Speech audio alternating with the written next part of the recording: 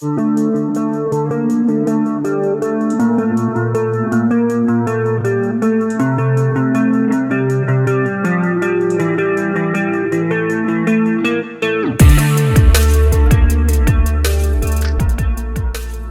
FlimsyLunchTray here, and welcome back to Armored Warfare for the continuation of our new player guide series here in the game.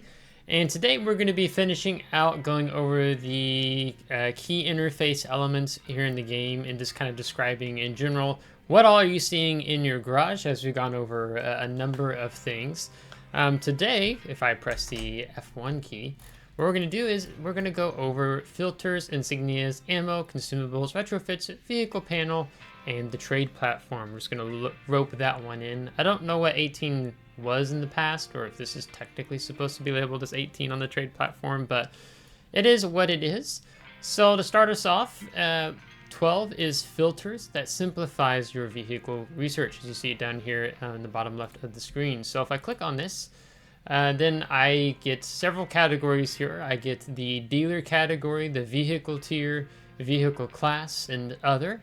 Or I can simply search a tank too if I wanted to search, let's say, the Ramka, and then that will narrow the results even quicker. So there's 5 things here, technically, and having the search key function here as well. So dealer, I can go through different categories here, as we've already gone over the different vehicle lines here in the game. We don't have any of the unknown dealer vehicles, but this is just helpful if you are quite familiar with a certain dealer and wanting to access those tanks a bit more quickly, as it were. Then you have your vehicle tier, which is pretty self-explanatory. If I want to see tier 1 or I want to see tier 10, which currently only have the X1A3, as still somewhat rather new to my gaming experience here in Armored Warfare, but we're getting there. Time will tell. Then you have vehicle class. You want to show your armor fighting vehicles, your main battle tanks, your self-propelled guns like your artillery, your light tanks, and also your tank destroyers here. If let's say you're working on a certain combat mission and you need main battle tanks, then we can just sort it out and say, hey, we want to do with 8, 9s, or 10s. Then that just simplifies your search here much more quickly in the game versus having to scroll through a bunch of different vehicles. Then you have things like favorite vehicles, which we don't have any selected. To do so, you would simply right-click on here. So if I wanted to favorite the Stingray 2, I could. And making it more easier, like maybe I would say that the Centurion is a favorite, the Gepard is a favorite. Yeah, as an example. And then I could just click favorite vehicles. That comes up right there. Then you have reserve vehicles. To add a vehicle to reserves, right-click over the vehicle image in the lower panel and make your selection.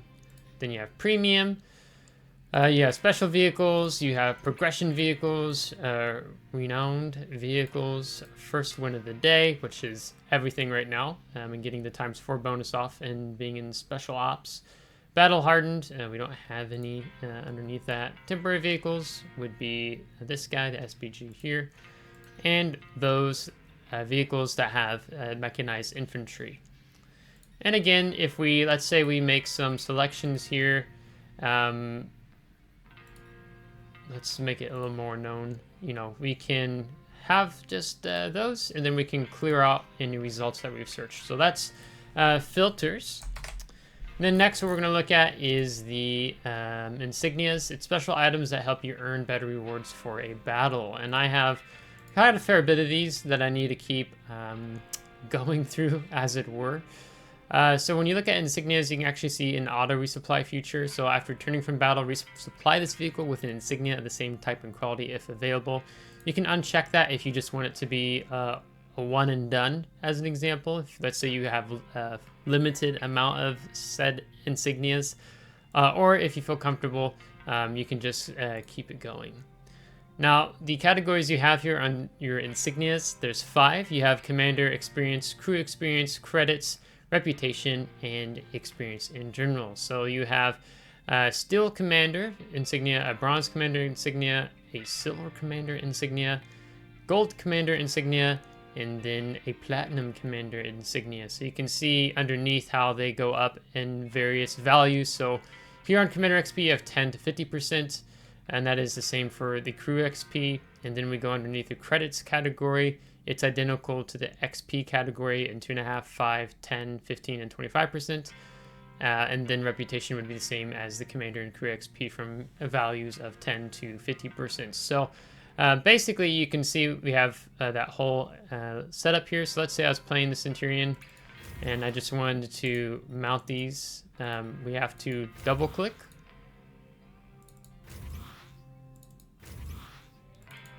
And you can see now this whole category is full, that we have that all set.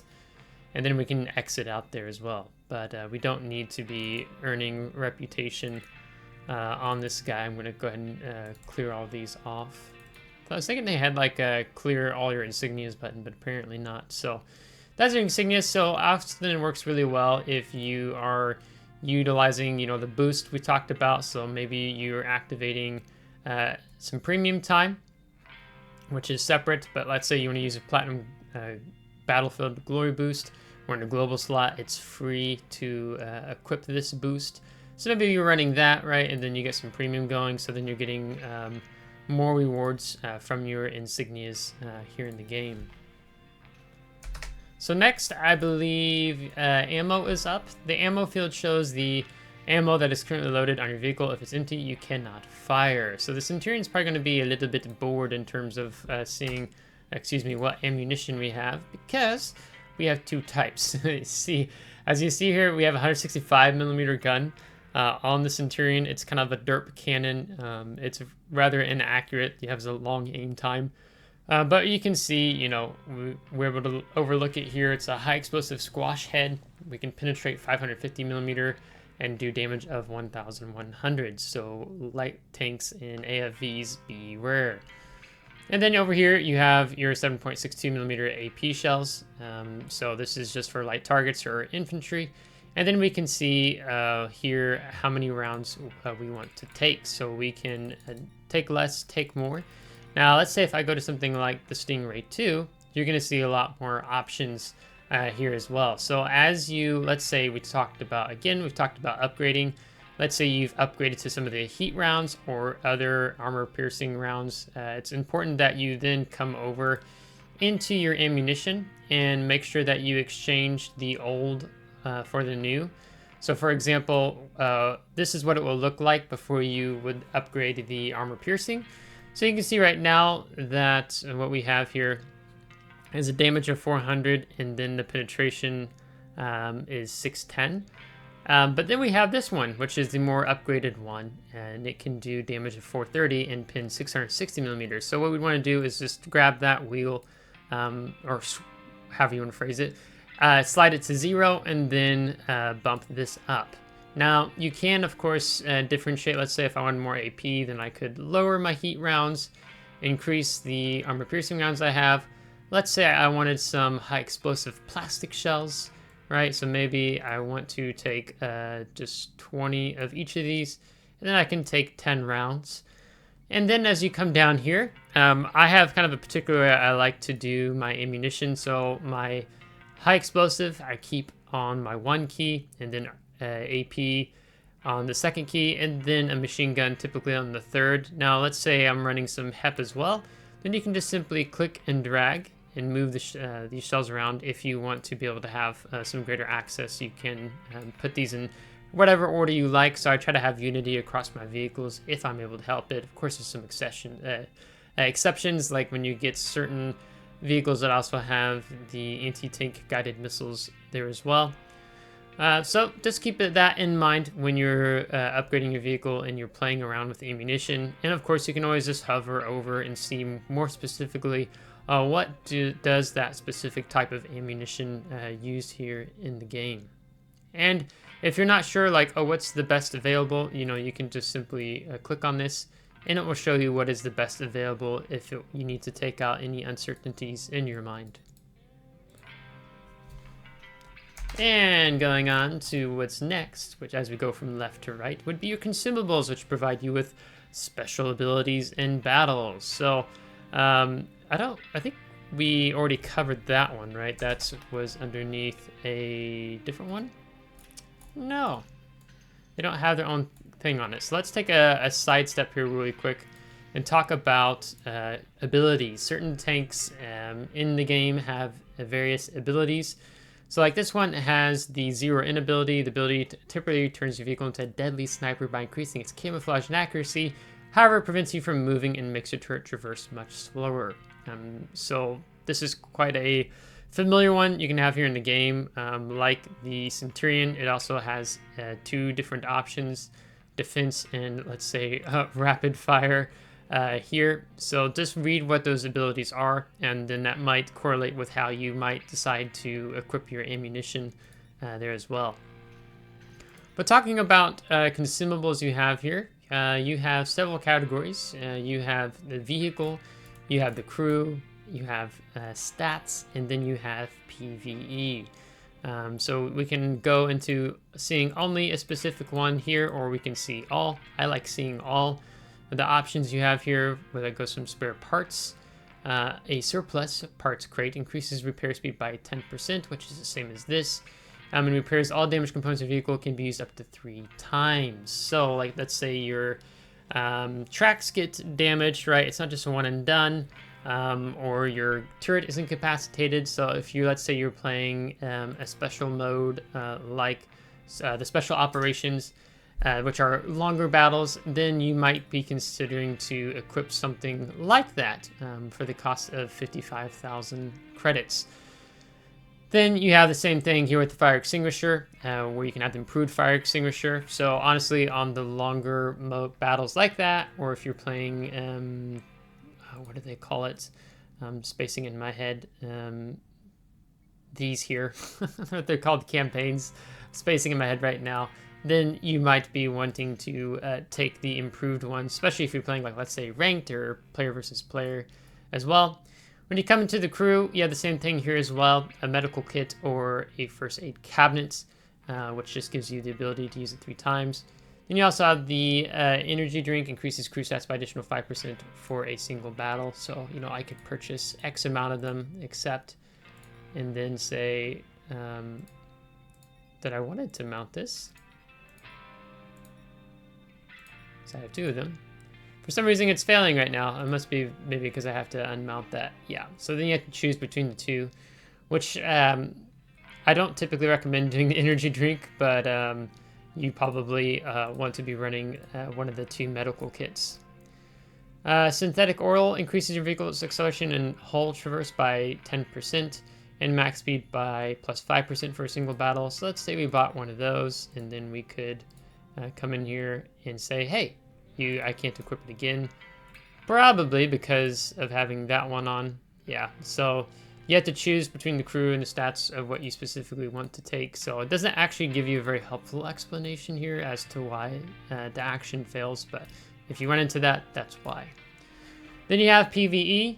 You have your standard field rebuild kit, restores 100% of hit points, or you can have the experimental field repair kit, which restores 100% hit points and can be used 3 times. So you just, again, have to choose between either of them here as well. All right, so continuing on, we don't want to take too much time on these things. Then you have retrofits, which provide additional bonuses for your vehicle. So you can see when we come in here, we have 4 different slots available. Here you can see available for tiers 9 through 10 only. We can't put it on a tier 8, so until you get to the higher tiers, that's where you're going to be able to see it. So the ones that are available to you under the categories will be clear with the white. If you don't have access to them, they are faded out. And honestly, I have been very slow here in the game about picking up the improved or advanced retrofits. That's just basically my own fault because there are specific ways to unlock them. As an example, if I'm about to the top here, the Survivability Kit 2, this is unlocked via vehicle, the Chieftain 900, or the Type 96. So I'd have to go to that said vehicle. And then when I'm looking at the upgrades, you know, maybe I come down to the bottom, and then there'd be a little down here. I'd have to use free XP and picking up that specific retrofit that's unlocked via that specific vehicle. So just do be mindful of that, because I was slow when I started the game out in understanding that. So you can just hover over and find out which vehicles unlock the specific retrofit. So I still have a lot of work to do. I went through recently and unlocked a good number of them. Well, not too long ago, I guess, but I need to go back and I need to keep working on them because we have plenty of credits and XP reputation to be using. But you have several categories. You have the armor slots, you have the firepower slots, you have the mobility slot, and then you have the technology slot to cap it all off. So you're going to be looking at taking various retrofits. So here and we have the improved gun breach version 2, which would be in our firepower slot right here. And then we have the improved telescopic lens, which is not in the armor slot, it's in the technology slot here. So it increases the range of vehicle while we're stopped. And then we also have the improved turret drive version 2. So that is here underneath the mobility slot. And the standard ones will cost you not as much. Let's see if I can go, here, augmented optics, 200,000 credits, or the augmented optics version 2 is 1.2 million credits. So the improved ones will cost you more than just the standard ones. And ideally they're just the best to run all around, all said and done. So let's say if I take you up to a higher tier vehicle, here you can see I'm on an M1 2AC Abrams, and you can see it says available only for tiers 9 through 10. So I was thinking what I had to do on that, and perhaps I'm wrong in my thinking right now at the moment, is I had to buy it. Oh no, I've run into a problem. These are your retrofits in your vehicle. Click to open the retrofit window. I wonder... I've run into the issue already. Is it underneath upgrades? I'm spacing right now. It's been a hot minute. Yeah, so what you do is you come underneath the universal retro slot in your upgrades, and then I had to spend 270,000 of the progress of the tier 10 and picking this up. I could technically do it now because I have 301,000 XP, but I was also trying to go for the trophy hard kill APS. So that's just down here. For the purposes for y'all, I'll just go ahead and buy it in this video, and then when I come back out into the garage, then you can see that I have access in picking up a fourth universal slot. So I can come in and decide what else might I want here, and placing it on my Abrams XM1A3. So there's probably some more things I'm going to want to unlock before deciding to go ahead and pick up another retrofit, but just read here on the category, it'll tell you how much and specifically what it does, and trying to get better performance out of your tank, your vehicle here in the game. Now, next thing after the retrofits is the vehicle panel, which is kind of like the most obvious thing here in the game. It's kind of funny it's taken us this long to get here. So as you see, you have the information of, is it, what status have you reached with the vehicle, what's the tier, what's the name of it. It gives you just like a brief image of said vehicle, and then I can hover my mouse over and it gives me more information regarding said vehicle. And then as you see on the bottom here, it says context menu, so I can right click here, and then I can go into the dealer as an example where this said tank comes from, and you can see this little icon pinging, so it makes it a little more quicker, easier to find. I can go to the vehicle testing area. I can say show me the stats. Hey, I want to compare this tank with the M1 2AC as an example. I can go right into the stats of the vehicle, which is you can also just access this when you go into upgrade, and then stats down here, right? So nothing new there. And then, oops, come back. Modifications, advance, preview, customization, favorite, reserve, or I can sell. So if you have, let's say, a tier 1, a tier 2 you no longer want anymore, I could just come in and say, hey, I want to sell this. It'll say I won't get any money for selling it because it is just a tier 1. But I could do that if I wanted to. Here's an example of selling a tier 2. Let's say if you just don't play that specific vehicle much at all anymore and you want to get a little more cash in your pockets, then you could easily do that here as well. So pretty self-explanatory. I'm not going into too much detail on that one, so just know you have more access there. That's how you favorite your vehicles, so on and so forth. Then you also have the trade platform. You click this button, open a trading platform where you can buy different game goods. That's right up here. Double check that again. Yeah, also known as the shop. So if I click it, I'm gonna have this little icon pop up on the screen here. It says how much gold I have. I can add gold, I can see premium status. I can go into the loot crates, which is showing for euros, how much I would have to buy. I come in over here to the vehicles. If I want to buy a specific vehicle here in the game, you can buy bundles, so on and so forth.